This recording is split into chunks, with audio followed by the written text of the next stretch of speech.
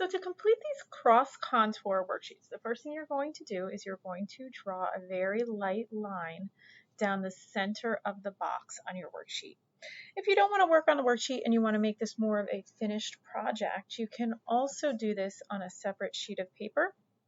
You just want to make sure that the dimensions of your box are the same as the dimensions on your worksheet. So you would just measure that out with a ruler. So right here, now what we're doing is we are very lightly, this part is really important. We broke this down into 4 different quadrants. I'm very lightly mapping out the basic shapes and location of where everything goes. I'm not yet getting in any of the details. I'm just figuring out where things go. So I'm blocking in basic shapes and I'm drawing very, very lightly. So you can see this is going to take a little bit of time. And once I get a few of my shapes in there, see I'm measuring the amount of space where my apple is from the bottom of my box. So I measured the amount of space in between the bottom of my page and compared it to my reference photo.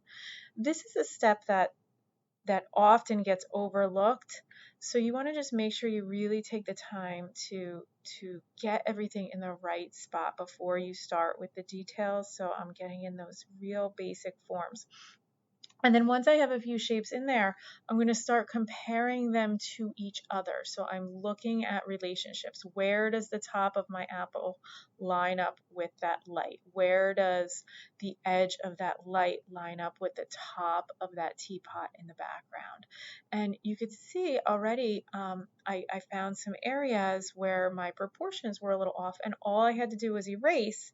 Whereas if I had gotten caught up in the details, which is very, very common, I would have had a lot more time invested here. So now is the time to, before you start doing details, double check your negative spaces, double check your shapes, compare them to each other, compare them to your grid marks.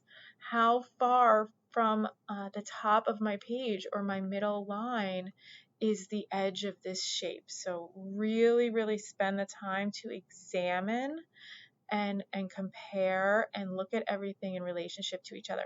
And you will find you will have things that you didn't notice the first time, and that's totally normal.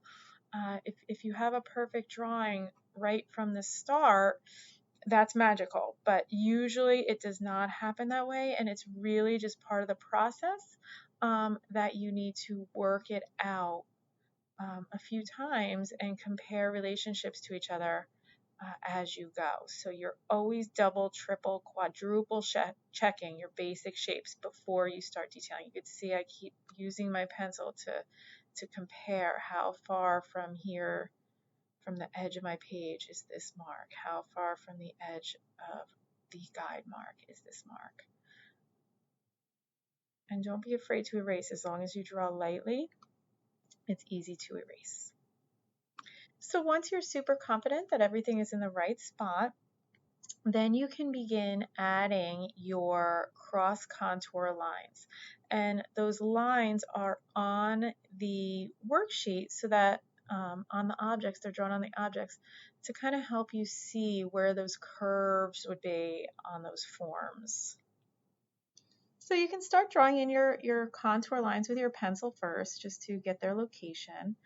And then once you're happy and you're confident with where they are, then you can go in and add a black fine point marker if you would like.